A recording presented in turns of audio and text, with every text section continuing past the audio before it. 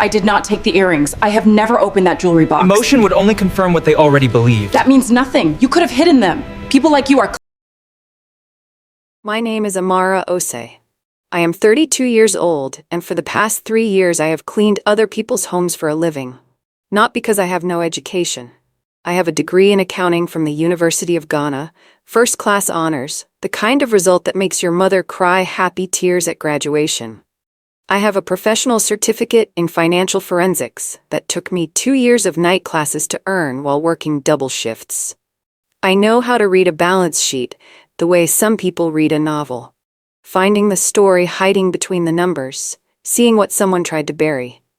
But when my father got sick, and the hospital bills came faster than our family could count them, I followed my cousin to Seoul. She said the money was good. She was right. The money was good. So I put my certificates in a folder at the bottom of my bag, I tied my locks back with a rubber band, and I became invisible. That is what domestic work does to a person. It does not take your mind, it does not take your worth. It simply makes you easy to look past. And for 3 years, I let people look past me. I told myself it was temporary. I told myself I was just waiting. What I did not know was that the moment I had been waiting for would not arrive quietly. It would arrive in the middle of a living room, in front of witnesses, with a woman pointing her finger at my face and calling me a thief. The house belonged to Mr. Shin Junho, CEO of Shin Capital, one of Seoul's most respected private investment firms. He was 45, serious, rarely home before 9 at night. His wife, Mrs. Shin Boyun, was 38, beautiful in the careful way of women who treat beauty as a second job. She had hired me herself 8 months before everything happened. I remember the interview clearly. She looked at my hands first, not my face. She asked if I had references. I gave her 4. She called 2 of them, nodded, and told me I could start Monday. I was grateful. The pay was the best I had ever received. The house was in Hanam-dong, the kind of neighborhood where the trees are trimmed on a schedule and the silence costs money. My job was simple on paper. Clean the main floor, the 3 guest rooms, the kitchen, and the master suite. Do the laundry twice a week. Polish the silver every Friday. Stay out of Mr. Shin's study unless specifically asked to clean it. That last rule I followed perfectly. In 8 months, I entered that study exactly 3 times, each time with Mrs. Shin present, each time with the door open. I was careful. I was always careful. Careful was the only armor I had. And still, on a Tuesday morning in October, Mrs. Shin stood in the center of her living room, held up her jewelry box, looked straight at me, and said that her diamond earrings were gone. Then she looked at me, the way people look when the verdict is already decided. I was the only one who could have taken them. I did not take those earrings. I want to be clear about that from the beginning. The way you are clear about something when the truth is the only thing you have left to stand on. I had never touched that jewelry box. In 8 months, I had dusted the shelf it sat on exactly 32 times. I had never opened it. I had no reason to open it. But reason did not matter in that room. What mattered was that Mrs. Shin was the kind of woman who, when something went wrong, looked for someone she could afford to blame. And I was the someone. She called her friend first, a woman named Mrs. Yoon, who had introduced us before she called her husband. She called the household manager, a thin, quiet man named Mr. Baek, before she called the police. She wanted an audience before she wanted a solution. By the time Mr. Baek arrived, there were 3 people in that living room watching my face. I kept it still. I had learned a long time ago that a black woman who shows emotion in a moment like that gives people the story they already decided on. So I stood quietly. I kept my hands loose at my sides. I said, clearly and calmly, that I had not taken anything, that I had never opened that jewelry box, and that I was happy to have my bag searched and my room checked. Mrs. Shin smiled then. Not warmly. The smile of someone who had just received permission to do what they already planned. She searched my bag herself. She did it slowly, item by item, turning things over, shaking out my folded apron, opening my small coin purse, pulling out my phone and looking at it the way people look at something they expect to find incriminating. Mr. Baek watched. Mrs. Yoon watched. Nobody offered to help me. Nobody said this was unnecessary. My bag had a notebook, a lip balm, a folded letter from my sister back home, my transit card, and 40,001 in cash that I had saved from last week's pay. No earrings, nothing that did not belong to me. Mrs. Shin set the bag down. She was not satisfied. She said that meant nothing. She said I could have hidden them already. She said that people like me were clever about these things. I did not take the earrings. I have never opened that jewelry box. Emotion would only confirm what they already believed. That means nothing. I heard those you could have three hidden words them. and felt People like you are something go clever. very quiet inside me. Not hot with anger, just quiet. The kind of quiet that settles over you when you realize that nothing you say in this room will matter because your guilt was decided before you were even asked a question. Mr. Baek looked at the floor. Mrs. Yoon said nothing. And I stood there in that beautiful Hanam-dong living room with the autumn light coming through the tall windows, and I understood that I had two choices. I could cry, which would prove nothing except that I was frightened. Or I could wait. I chose to wait. I did not know then what I was waiting for. I only knew that the truth had a way of surviving, even when it was inconvenient for everyone in the room. What nobody in that room knew, what I had not told anyone in that house in 8 months, was that I had spent the previous Saturday in the Gangnam offices of a financial consulting group, finishing a freelance forensic audit that a small firm had hired me to complete quietly. The lead auditor, a man I had met through a professional network, had found my profile online 2 months earlier. He had seen my certification. He had seen my thesis on offshore fund concealment. He had emailed me, offered a contract rate that made my hands shake a little when I read it, and asked me to help trace a pattern of unusual withdrawals in a client's investment portfolio. I had spent 6 weekends on that audit. I had found what they were looking for. I had filed my report the Friday before Mrs. Shin pointed her finger at me. None of that was visible to Mrs. Shin. What she saw was my uniform, my rubber band, my quiet manner, and my skin.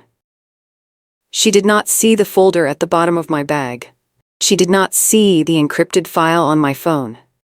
She did not see that the man who had hired me for that audit had a name that moved through Seoul's financial world the way weather moves. She did not know that 2 days after she called me a thief in front of witnesses, that man would receive a message about what had happened in this house. She did not know any of that. She only knew she had lost her earrings, and she had decided where they went. She was wrong. And the world was about to make that very clear. His name was Kwon Tae-sun. He was 40 years old. He ran a private investment holding company called KT Ventures from a building in Yeouido that had no public signage and a security team that outnumbered the accounting staff. On paper, KT Ventures was a legal, documented, thoroughly registered financial firm with holdings across real estate, logistics, and private equity in 6 countries. On paper, everything was clean. The real version of Kwon Tae-sun was harder to explain. It lived in the way government officials took his calls before their own families. It lived in the way certain contracts in Seoul moved or stopped moving, depending on whether his name was attached. It lived in the way the auditor who had hired me went pale when I asked him once who the ultimate client was. He told me carefully. I understood immediately. I had done my work with the same focus I always brought. I had not changed my approach because of who was at the end of the chain. Numbers were numbers, patterns were patterns. I filed my report and I waited to be paid. I did not expect to hear from Kwon Tae-sun directly. I did not expect him to hear from anyone about what had happened in the Shin household. But the man who had hired me was also a man who paid attention to the people who worked well for him. When his assistant found a news item 3 days later, a small piece in a household staff forum about a Ghanaian maid accused of theft in Hanam-dong, he recognized the name. He brought it to Kwon Tae-sun with his morning briefing on a Wednesday, over coffee, without drama. That was the beginning. I did not go back to the Shin house on Wednesday. Mrs. Shin had told me not to return until the matter was resolved. She said it with the calm of someone who expected the matter to resolve in one direction only. I spent that morning in my small room in a shared apartment in Mapo, sitting on my bed with my accounting notebook open on my lap, writing nothing. My phone had messages from my cousin, from 2 friends from the professional network, and from my sister in Accra, who had somehow already heard that something was wrong. I did not answer any of them. I sat and I thought. I was not going to disappear. I was not going to apologize for something I did not do. I was not going to make it easier for Mrs. Shin to close this quietly in her favor. I had worked in that house for 8 months without a single complaint. My references were clean. My conduct was clean. If she wanted to take this further, I was going to let her. But I was also going to make sure that whatever happened next, the truth had a place to stand. I opened my phone and I wrote a careful, detailed message to my contact at the consulting firm, explaining what had happened and asking if there was any legal guidance he could point me toward. I did not ask for anything else. I sent the message, and I put the phone face down on the bed. I did not know that message would be read first by an assistant, forwarded upward within 20 minutes, and placed in front of Kwon Tae-sung before I had even made myself breakfast. I did not know that he would read it twice, close his phone, and say 4 words to his assistant.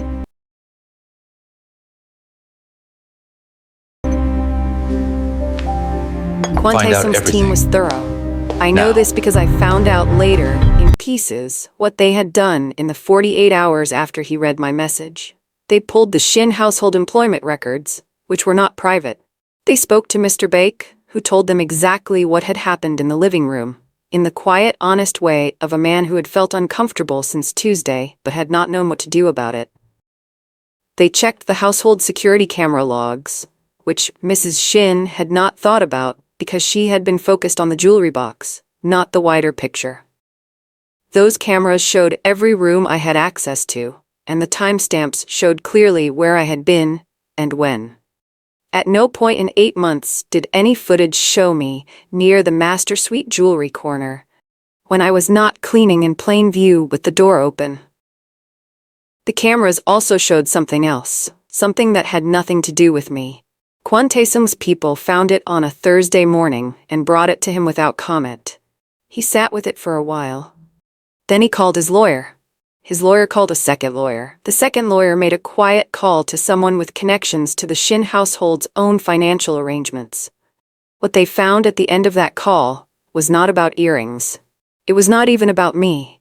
It was something much larger, much older, and much more carefully hidden. Kwon Tae-sung sat in his Yoido office on a Thursday afternoon and looked at what his team had assembled. Then he picked up his phone and called Shin Juno directly. I did not know about that call until much later.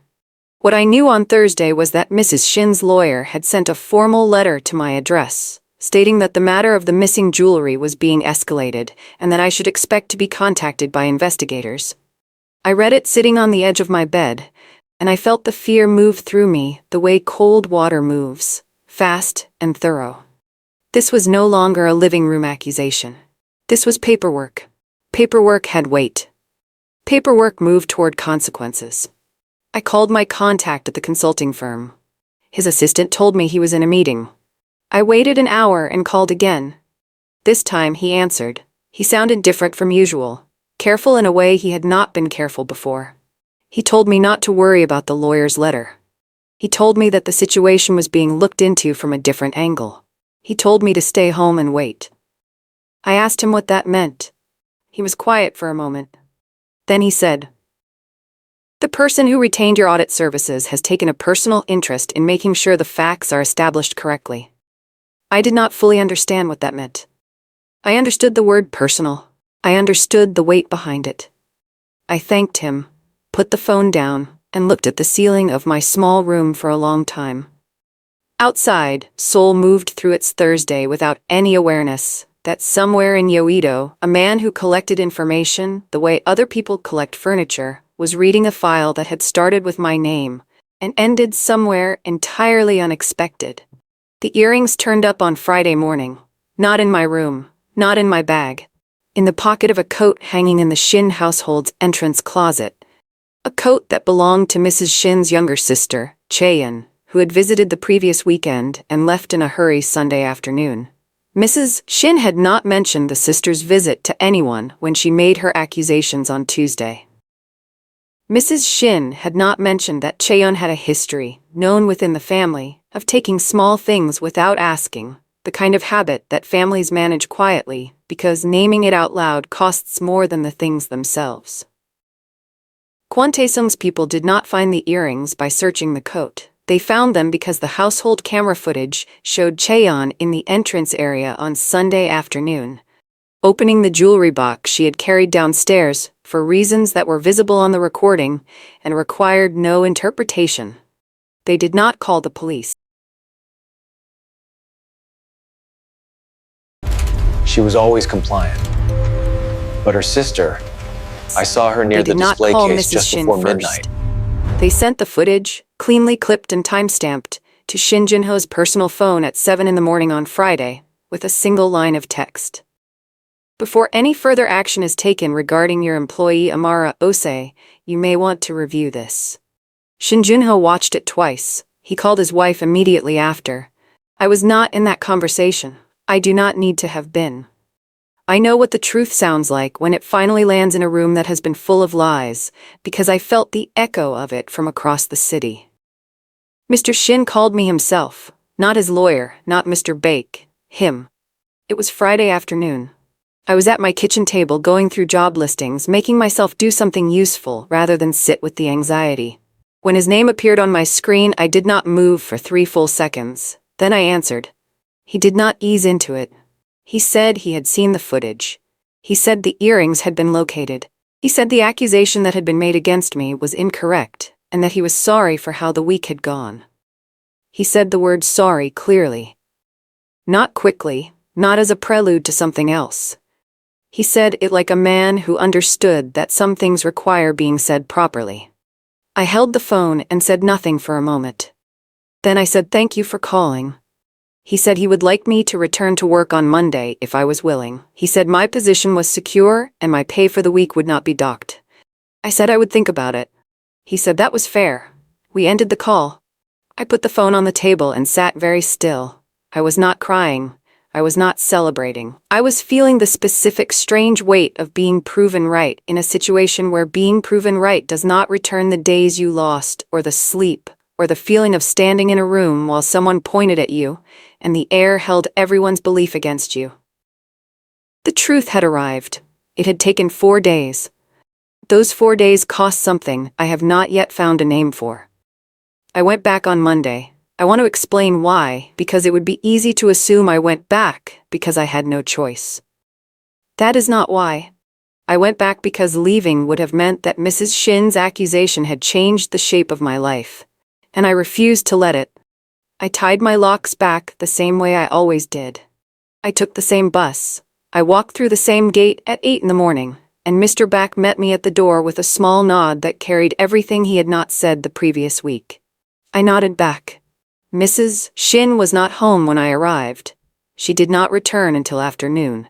When she came in, she walked past the kitchen where I was working without speaking. She did not apologize. I had not expected her to.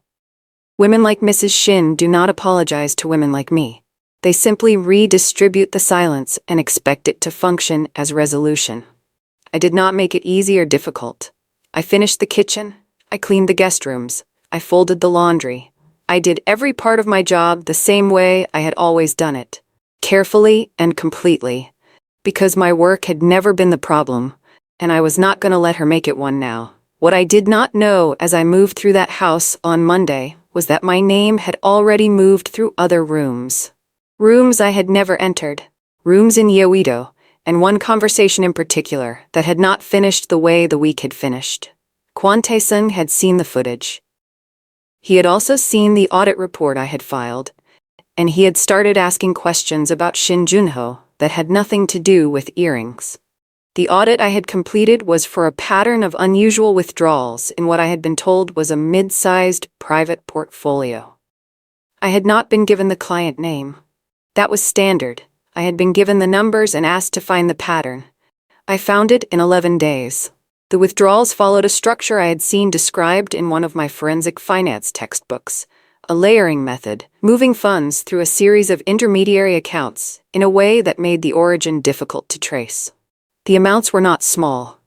They totaled, across 18 months, just over 4 billion won, moved in careful increments through 3 different account structures before settling in 2 offshore vehicles.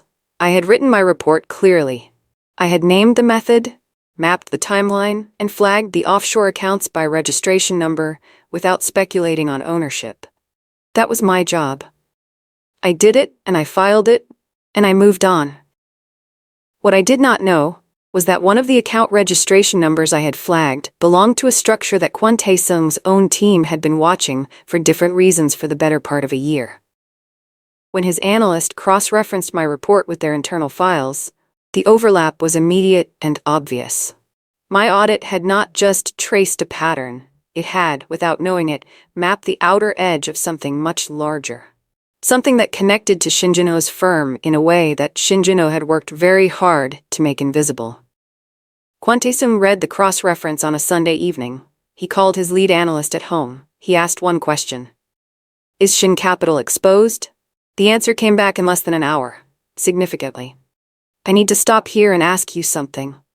Have you ever worked so hard and so carefully that you built something important without even knowing you were building it? Drop a yes below, because that is exactly what happened to me. I filed that audit report, thinking I was closing a freelance contract. I did not know I had drawn a map. I did not know the map led somewhere that powerful people had been trying to reach for months. On a Tuesday, 3 weeks after the earring incident, I received a message from my consulting contact asking if I was available for a meeting. Not a phone call. A meeting, in person, at an address in Uido. He said it was regarding the audit and that the client wanted to speak with me directly. I read the message 3 times. A client speaking with me directly was outside the normal structure of that kind of work. Anonymity was standard. I replied and asked what the meeting was about specifically. He came back within minutes. He said the client had questions about the offshore account structures I had identified and wanted to understand the methodology I used. He also said, and this was the part that made me set my phone down and breathe slowly, that the client was aware of the situation at the Shin household and wished to address that as well. I sat with that for a long moment. Then I typed back one word. When? He replied with a date and time. That Thursday. 2 days away. I closed my phone, I picked up my forensic finance notebook, and I spent the next 2 evenings preparing as if I were about to walk into the most important room of my professional life. I did not know how right I was. The building had no name on the outside, just an address and a steel door that opened before I reached it, held by a man in a dark coat who simply said, Miss Osei, and stepped aside. The lobby was clean and quiet, the kind of quiet that comes from good materials and better planning. A woman at the front desk confirmed my name, gave me a visitor pass, and walked me to a meeting room on the 14th floor without small talk. I sat down. The room had a long table, 2 chairs, a window facing the Han River, and nothing else. I opened my notebook. I waited. Kwon Tae-sung came in 4 minutes later. He was not what I expected, though I'm not sure what I had expected. He was tall, lean, younger looking than his age, and moved through the room without announcing himself. No performance of power, no dramatic entrance. He sat across from me, poured water for both of us without asking if I wanted it, and looked at me directly. He said, "You do good work." Simple, factual, not a compliment designed to soften me up. Just an observation. I said thank you. He said he had read my full report twice, and he had questions. I said I was ready. For 40 minutes, we talked about numbers. He asked precise questions, and I gave precise answers, and at no point did he treat my responses as anything other than the expert information they were. Nobody had done that in 3 years. Not since Accra. I felt something move in my chest during that meeting, not warmth exactly, something closer to recognition. The feeling of being seen for the thing you actually are, after a long time of being seen only for the thing people find convenient. Toward the end of the meeting, he set down his pen and asked about the Shin household. He did not ask with pity. He asked the way he had asked about the offshore accounts, directly, because he needed the complete picture. I told him what had happened, from the Tuesday accusation to the Friday phone call from Mr. Shin. I told him without emotion and without bitterness, just the sequence of events as they occurred. He listened without interrupting. When I finished, he was quiet for a moment. Then he said, Mrs. Shin made an accusation without evidence in front of witnesses. I said yes. He asked if I had considered any action regarding that. I told him I had thought about it, but that I lacked the resources for a legal process and did not want to spend what little I had on a fight I might not win. He nodded slowly. He said he had a question about the offshore accounts I had flagged. I thought he was changing the subject. He was not. He asked me if I was aware that one of the registration structures I had identified in my audit traced back through 2 intermediate entities to an account held in the name of Boyan Shin. I did not speak for a moment. I looked at him. I said I had not known the names behind the registration numbers. He said he understood. He slid a single printed page across the table. I looked at it. The registration number was one I recognized from my own report. The name attached to it was Mrs. Shin's. The offshore account contained the equivalent of 900 million won. I looked up from the page. Kwon Tae-sung looked back at me. The room was absolutely still.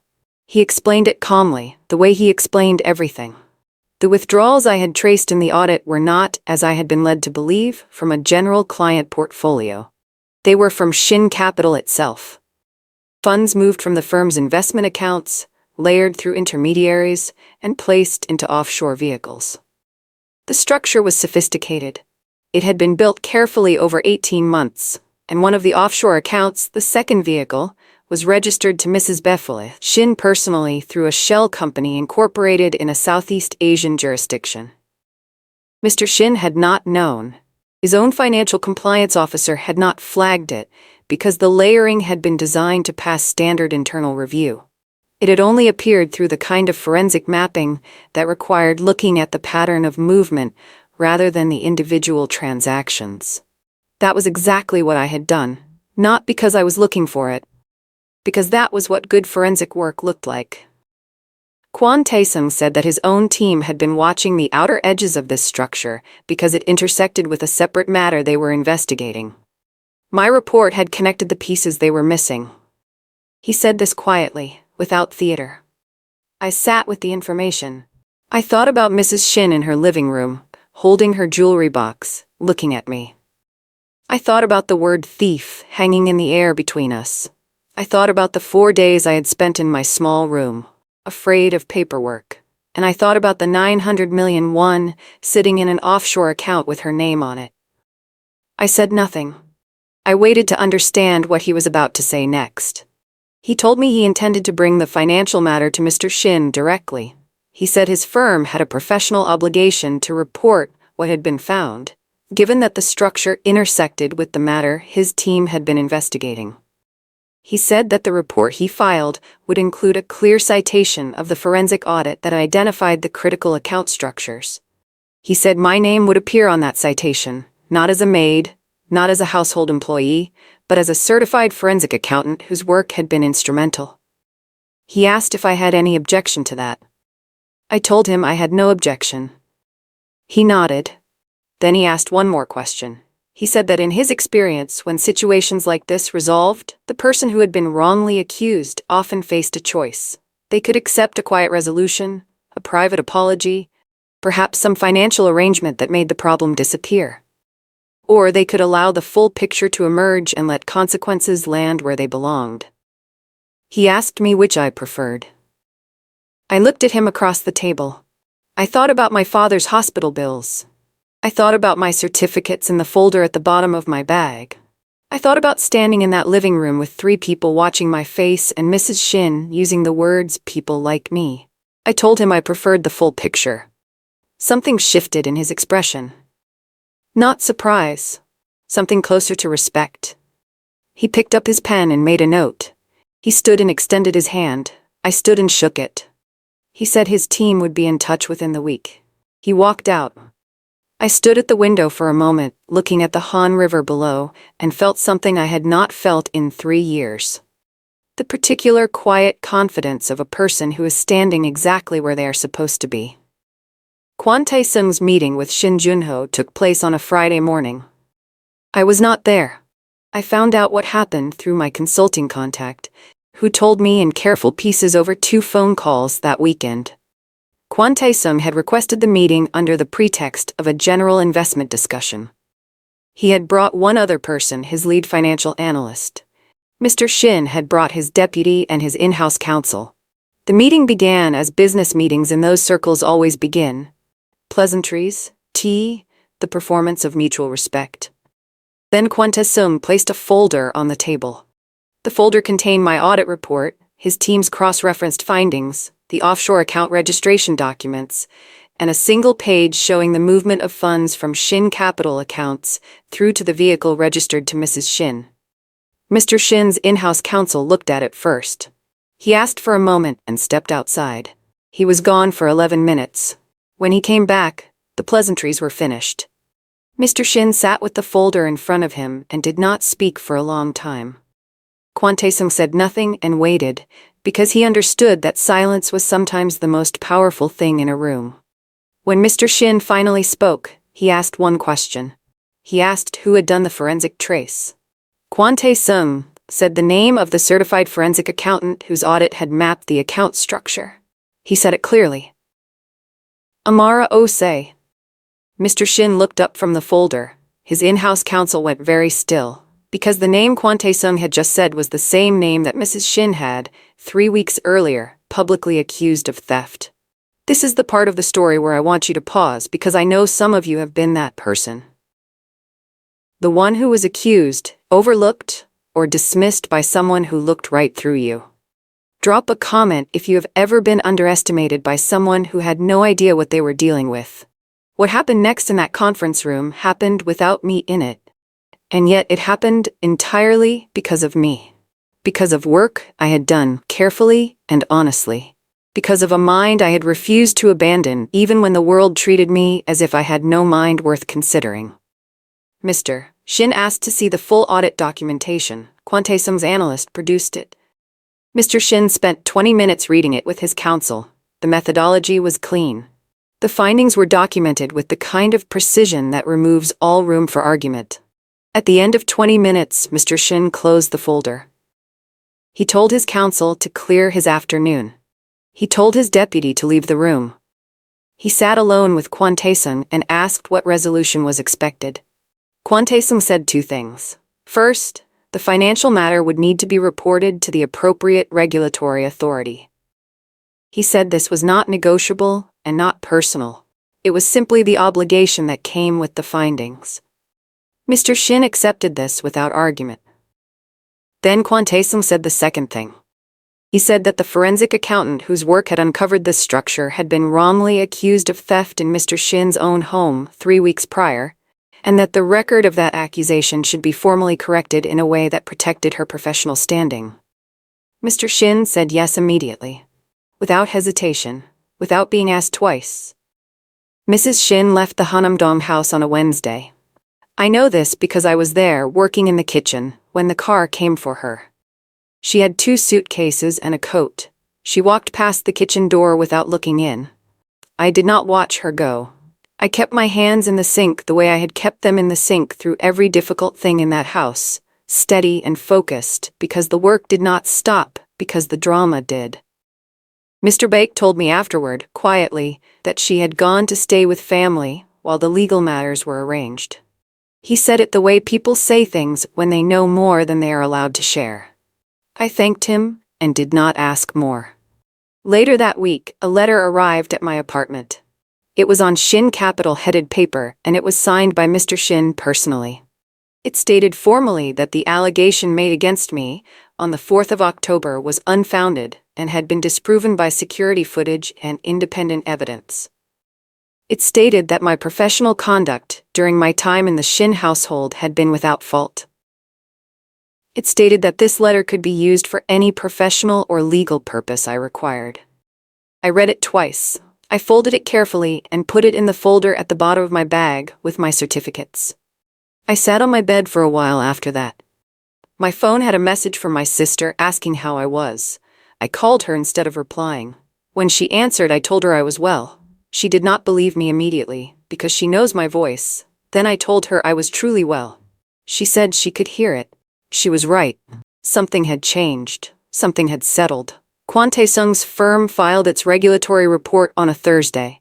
The financial authority contacted Shin Capital formally the following Monday. The compliance review that followed was thorough and not brief. I was not part of that process beyond having filed the original audit. My work was cited. My certification was verified.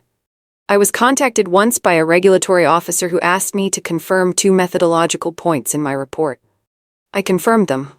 He thanked me and ended the call in under 10 minutes. The legal and financial consequences for Mrs. Shin were arranged through processes I was not invited to witness, which was correct. I had done my part. The rest belonged to the institutions whose job it was to carry it. What I did notice in the weeks that followed was that my name had moved through certain professional circles in a way it had not moved before. My consulting contact messaged me twice with new inquiries from firms that had heard about the audit.